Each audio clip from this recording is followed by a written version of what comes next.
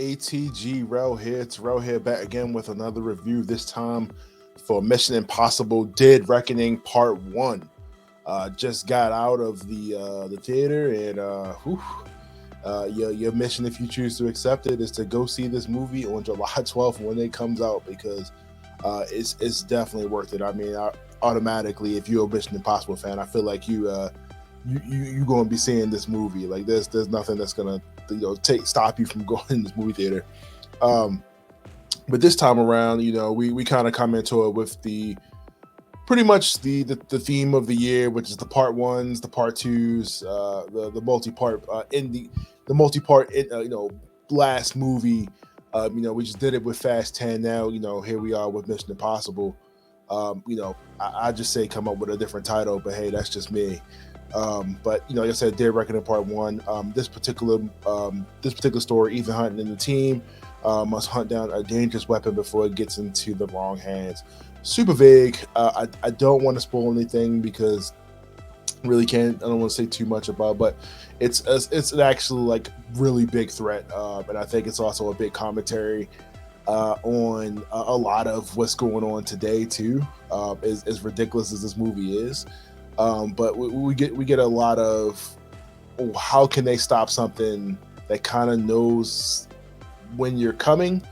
And like I said, I don't want to give away too much of that movie. But with part one, man, they really obviously amp up the stakes.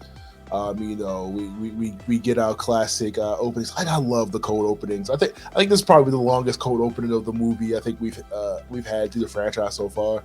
But I definitely love the cold openings of this one. Even though I think it was like 30 minutes in before we saw the title sequence.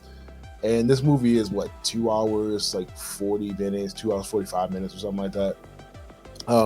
Definitely had a couple of slow parts where I was just like, all right, let's kind of get to it. But I feel like once it caught the rhythm and then it kind of stayed on pace, and like the action was coming. I mean, I'm not surprised. Like Tom Cruise, this is the reason right here that you go to the movies. I mean, I feel like they've been kind of hammering on the head, like the conversation about going to the movies, going back to the movies, making cinema great again.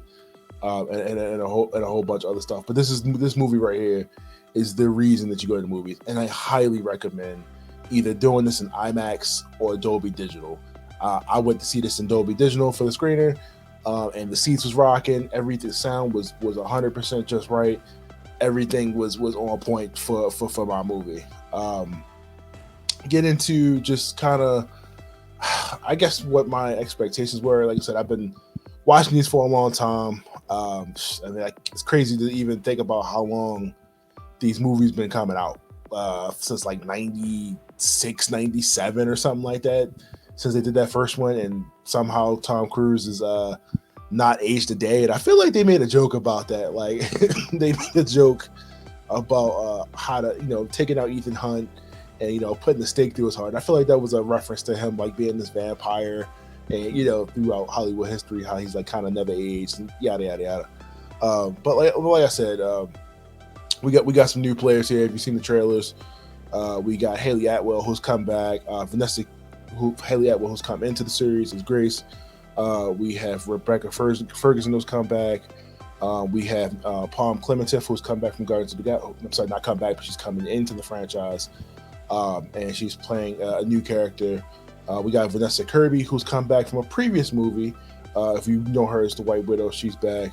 Benji and Ving Rhames, Arby's is back. Everybody's back.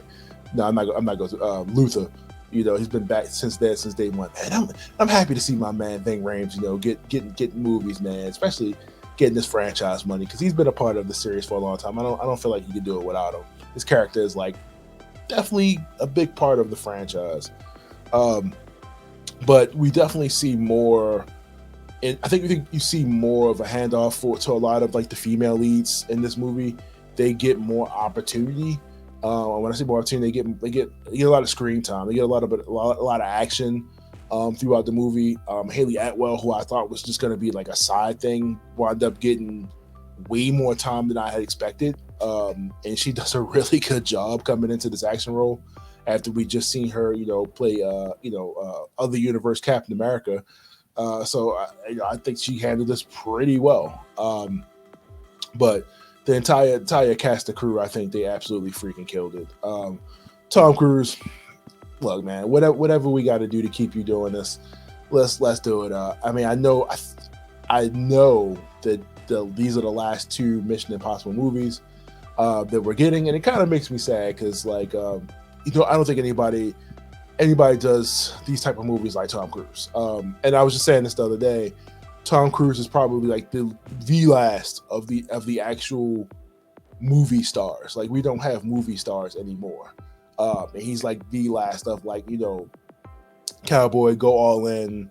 You recognize him, like, top villain, movie star, since the days of like Arnold and stuff like that through the 90s, but we really don't get a lot of that anymore. He's the last of a dying breed. And I can see why he's like super passionate about wanting to do these movies a certain way and why they do these movies. Because this is nothing short of amazing. You could definitely see the pain, the sweat, the tears, all of the, everything was done right. Like I said, I had no problems with this movie, other than we probably could have cut it like 20 minutes. But, neither here nor there. But Tom Cruise comes back as Ethan Hunt, man, and I feel like he just does not miss a step. For whatever reason, there are numerous scenes throughout the movie, and like all of the movies, where he's just like free running. I'm sure like they just have a thing where they just gotta get like Tom Cruise in like motion in like every movie where he's just like completely running. I know I would have been out of breath within like 10 steps of how much he's running in this movie. And it's just like long shots of him like running down the top of an airport building or the top of whatever it was. He's just doing a lot of running in this movie.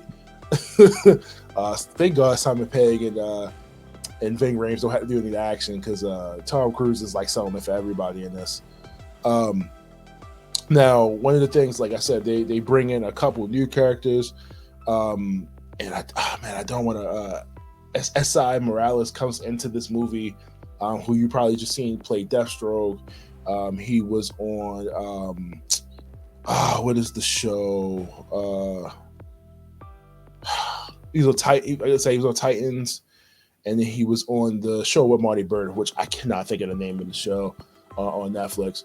But he's been getting quite a run now. He's playing a big role in this movie.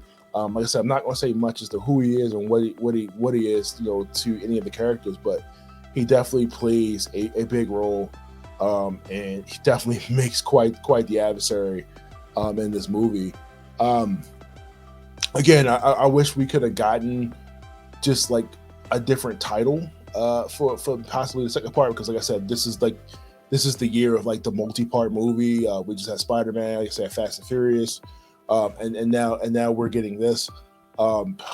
The action in this movie is top notch. I mean, like, they write it right off the break.